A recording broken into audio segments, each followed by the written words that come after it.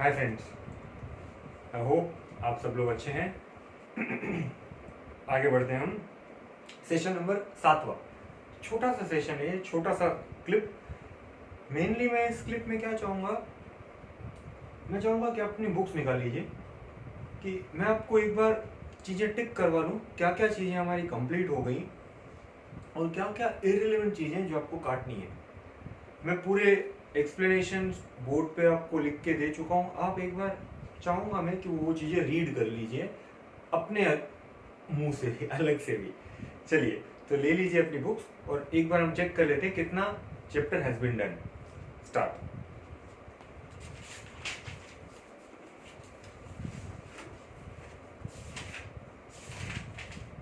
Page number 359 पे आ जाइए। Income under the head income from other sources. आपको पहला चार्जिंग सेक्शन 56 दिख रहा होगा। पहली 4 लाइन्स में 3 लाइन्स में वही लिखा हुआ है सब सेक्शन 1 और सब सेक्शन 2 के बारे में जो मैंने आपको बताया था। हाँ, एक चीज आप पढ़ेंगे तो आपको यहाँ थोड़ी वियर्ड लगेगी। Second line, however subsection 2 of section 56 specifies 9 incomes which are always taxable under the head IFOS. हमें तो पता है ना 9 इनकम्स नहीं है। कितनी इनकम स्पेसिफाई करता है ये? 11। सीधा ही नीचे लिस्ट देखेंगे ना, जो इनकम्स हमेशा आईएफओएस में जाएंगी वो लिस्ट तो आपको दिख जाएगी। वो 11 जिसमें पहली डिविडेंड दिख रही है विच इज ऑलरेडी डन, तो पीछे तक वो 11 में जाएगा। तो चार्ट में पूरी हिंट्स दी हुई है, ये 11 इनकम यही टैक्सेबल होती है। वो हमको बारी बारी से पढ़नी है, जो आपको ऑलरेडी पता है अब तो। उसके बाद 107.2 सेक्शन 56 सब सेक्शन 1 ही समझा रहा है। उसके बाद 107.2-1 काट लीजिए, उसी कोई ब्रॉडली लिख रहा है वो, तो डुप्लीकेशन ऑफ एक्ट हो जाएगा। उसके बाद एग्जाम्पल्स हैं, तो मैंने आपको एग्जाम्पल्स ऑलरेडी 3-4 दिए थे, इन्होंने और एग्जाम्पल्स की लिस्ट दी है जो आप काट सकते हो।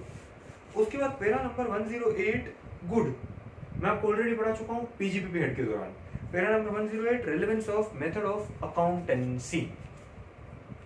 दोस्तों, क्या आपको याद है क्या हमने पीजीपीपी में पढ़ा था relevance of method of accountancy, कि हम किस मेथड से बुक कीपिंग कर रहे हैं, क्या वो मायने लगता है क्या income under the head income tax act गिनने के लिए। तो मैंने आपको ये बताया था 5 हेड्स हैं जिनमें से 2 हेड्स में मायने लगता है, पीजीपीपी और IFOS. If you remember, PGPP में मैंने आपको ये बताया था, अगर आप मर्केंटाइल बेसिस पे बुक कीपिंग करते हैं, मर्केंटाइल बोले तो अक्रूवल, इनकम ड्यू हो गई तो आप रिकॉर्ड कर लेते हैं, एक्सपेंसेस ड्यू हो गए तो आप उसको खर्चा रिकॉर्ड कर देते हैं और नेट इनकम बता देते हैं।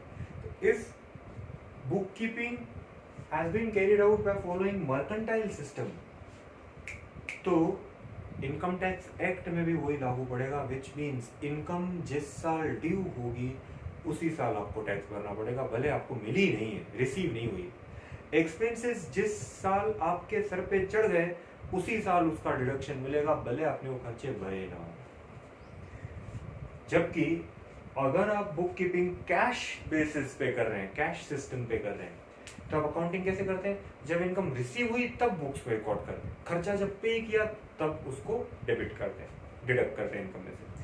तो बुक कीपिंग कैश सिस्टम से है तो इनकम टैक्स एक्ट में भी वही जाएगा। इनकम उस साल टैक्सेबल नहीं होगी जब ड्यू हुई, टैक्स तब भरना पड़ेगा जब इनकम आपको मिल गई, खर्चे का डिडक्शन तब लेना जब खर्चा आपने पे कर दिया। तो जैसा मेथड ऑफ अकाउंटेंसी वैसी ही इनकम टैक्स एक्ट में ट्रीटमेंट होगी, पीजीपीबी। सेम गोज फॉर आईएफओएस, वही यहाँ लिखा हुआ है सेम। मैं तब भी आपको बता चुका था, वही लिखा हुआ है यहाँ पे। तो अब एक बार वापस से आप रीड कीजिए तो सो दैट आप याद होता जाए और लैंग्वेज पे कमांड आता जाए। चलिए, टिक कर देंगे। फिर पैरा नंबर 109 डिविडेंड को इलेबोरेट किया हुआ है, सारी कहानी कथाएं जो मैं आपको बता रहा था पिछले सेशंस में वो सब यहाँ लिखी गई है। Dividend in common parlance, dividend under the income tax act. Dividend under the income tax act के बाद आपको ABCDE दिख रहे होंगे, डीम्ड डिविडेंड्स की हिंट्स दी हुई है। फिर पैरा नंबर 109.2-1 पूरा काट दोगे आप, अक्यूमुलेटेड प्रॉफिट यहां से काट दोगे, पीछे भी सारी बुलेट्स उड़ा दोगे। फिर 109.2-2, 109.2-3, 2-4, 2-5 और 2-6 ये सब टिक कर लेंगे। ये सारे डीम्ड डिविडेंड्स डिटेल में एक्सप्लेन किए गए हैं, जो we have already carried out. अब आप इसमें ये चीजें करते जाओ जो मैं आपको बोल रहा हूँ। सेक्शन 222C 222C में आपको ए बी करके 2 पॉइंट दिख रहे होंगे, A and B. B number की पॉइंट काट दीजिए, रिलेवेंट नहीं रहती है वो, पुरानी होगी, काट दीजिए। 222D 222D में 222D में वो रिडक्शन, कैपिटल रिडक्शन वाले में आपको ऐसी 3 पॉइंट्स दिख रही होंगी, A B and C. A B and C में आप क्या करेंगे, ए एंड सी काट देंगे। आप देख पा रहे हो 32, 33 और 64, 65 वाली बातें हैं। यहाँ 19, 20 के याद रखने के मानदे हैं हमारे, वो वहां का क्या याद रखोगे, मजाक कर रहा हूँ। आप इसको उड़ा सकते हो, रिलेवेंट नहीं रहता है। चलते हैं। अब मैं आपको एक बात बता दूं जो मैं आपको बताने वाला था, अब हमने वो डिस्कशन किया नहीं था, यहाँ कोरिलेट कर देता हूँ। एक क्वेश्चन उठा था, केस स्टडी है, फटाफट समझ लीजिए। 222A सेक्शन जब आया था ना, उसके बाद ये केस या झगड़ा हुआ था। 222A के बाद, मार कर ले लूं मैं खाली। 222A क्या था, कंपनी जब अपने अक्यूमुलेटेड प्रॉफिट्स का बंटवारा करती है वाया असेट्स, उसे डीम्ड डिविडेंड माना जाता है। आ रहा है ना यार, मतलब रिजर्व्स का बंटवारा हो गया एसेट्स के थ्रू। अब हुआ ये कि किसी कंपनी ने उस साल पर्टिकुलर किसी ईयर में बोनस शेयर्स इशू कर दिए, बोनस शेयर्स, बोनस अनाउंस किया और बोनस शेयर्स इशू कर दिए। दोस्तों आपको पता है बोनस शेयर्स इशू कहां से करती है कंपनी, अच्छे खासे रिजर्व प्रॉफिट जमा हो जाते हैं तो कंपनी मुफ्त में शेयर दे देती है अपने शेयर होल्डर को, है ना। और नेट एंट्री क्या पास होती है, general reserve account debit to equity share capital. मतलब रिजर्व्स अब कम हो गए, वो रिजर्व्स को कंपनी ने बांट दिया कैपिटल के माध्यम से, कैपिटल इशू कर दिया।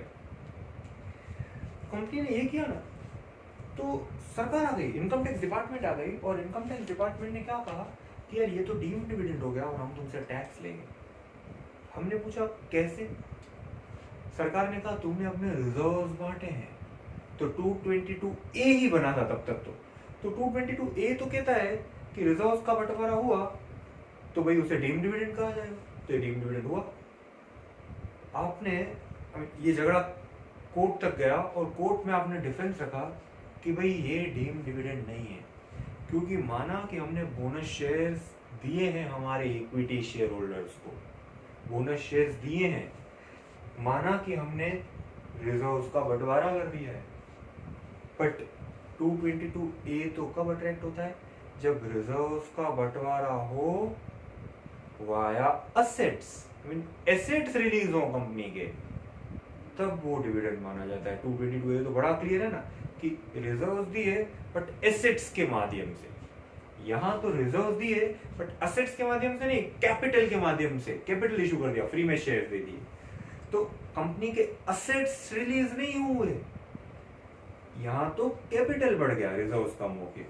तो यार 222A के 4 कॉर्नर्स में वो फॉल नहीं हो पाता।